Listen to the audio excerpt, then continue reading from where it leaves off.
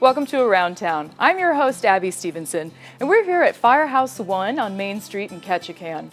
This historic firehouse first came about in 1943, and in most recent years it's been vacant, even used for storage. But something big is about to change, so let's go inside and check it out. So Travis, we are standing here in the middle of a beautiful old firehouse. Tell me, why did you select this location?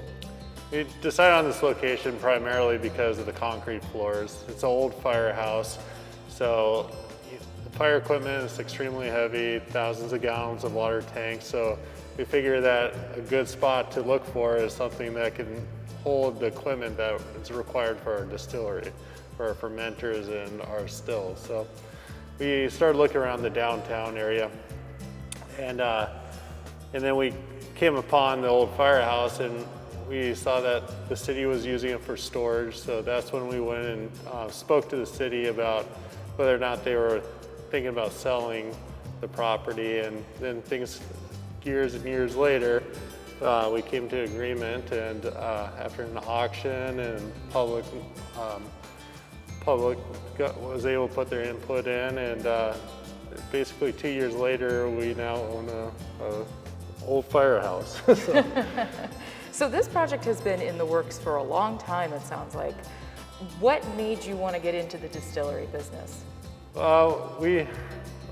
We've always wanted to do a distillery in Ketchikan, but like you're saying, the process, it takes a long time from getting licensed to purchasing a building and finding a home. What drove us is wanting to do something like this in the downtown and have basically a place that we'd want to go to ourselves. So, and we all enjoy, our families enjoy the spirits. I have a small background in brewing and winery, and then as well as my partners. So this was something that hasn't been done in Ketchikan, so we thought it would be a neat thing to add to the community. And you're not doing this alone. Tell me a little bit about your partners as well. I'm doing this project with two partners, Mark Severson and Jack White. They're both homeowners here in Ketchikan and have a lot of community involvement.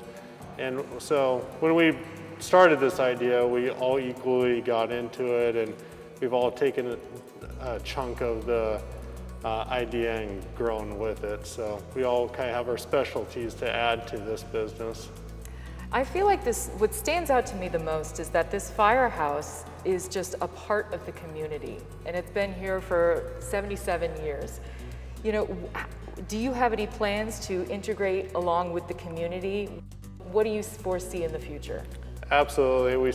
We started off just trying to find a distillery or a location for a distillery, and then once this building came along, all I've heard is stories about children growing up here with their parents working at the fire hall. It seems like, as my partners will say, that everyone kind of has that's lived here for most of their lives have had some kind of memory from this building, whether it was going to a school event here or having a family member that worked at the fire department.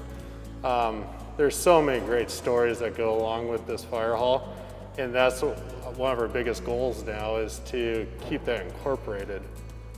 And what are your plans for this space? Our plans for this space right here is we're going to have a tasting area with apparel and stuff like that over on the left side here, the left two bays. And then the distillery will be on the back side of the building. So they'll be separated from each other, along with the bottle sales area that has to be separated from the public out here. So by federal regulations, you have to have certain areas apart from each other. So it's been a trick to, even though it's a large building, our equipment takes up a lot of space, and we're trying to maximize where we can work, yet where we can also have people enjoy coming into the distillery as well. And let's say everything is up and running, business is smooth. Let's say you're standing in the corner just looking at your customers, the local community, the tourists. How will you know that you've made it? What does that look like to you?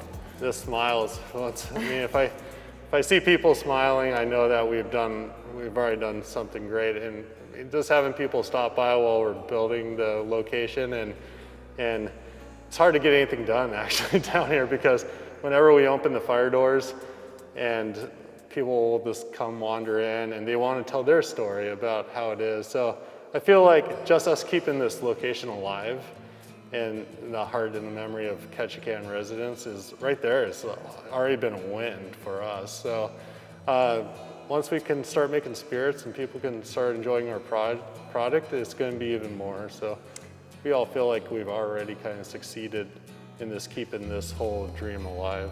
Yeah, absolutely. And why did you choose the name Uncharted Alaska Distillery?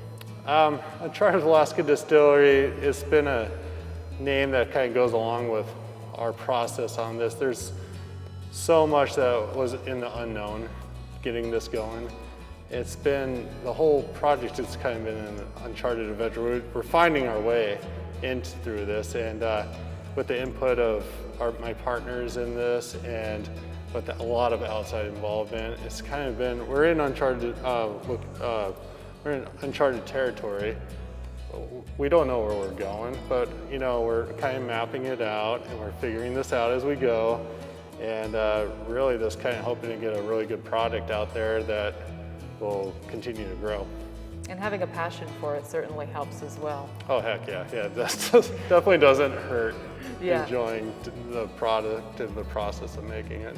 So this is a unique time to be opening a business here in Ketchikan. What has that process been for you thus far? Oh man, it absolutely. Do we have a lot of sleepless nights? What are we talking? Yeah, if I could count the hours I've slept in this last year, it's been far under almost anything else I do. So the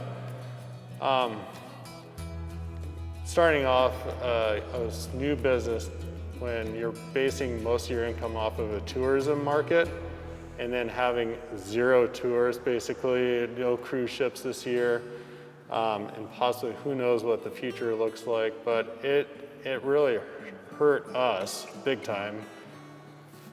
We were counting on a bunch of business starting out earlier this year, but we also look at it as somewhat a blessing that we're starting off when hopefully everything's going to be rebounding here soon, coming back to life, and we're just going to be kind of growing out of those ashes and be something new for the community and for the tourism to have in their pocket. So we're kind of thinking that it might be good timing for us. We'll see. We don't know. We don't. Yeah.